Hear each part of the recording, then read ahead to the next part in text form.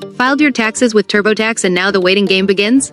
If constantly refreshing your bank account is driving you crazy, you're not alone. Today, we're checking your tax refund status the fast and official way. Welcome back to Guide with Samuel. Let's break it down. Once your return is accepted by the IRS, TurboTax's job is mostly done. To track your refund, you need to go directly to the source. The best tool, the IRS Where's My Refund portal.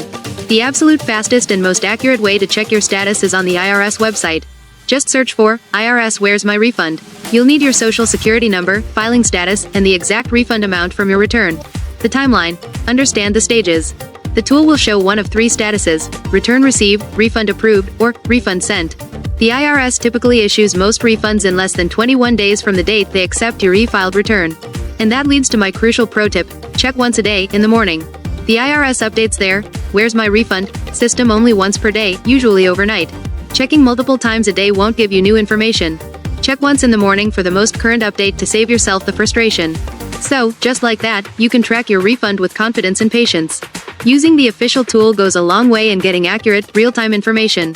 Now I'm curious, what's the fastest you've ever received a tax refund after e-filing? Was it the full 21 days or much quicker?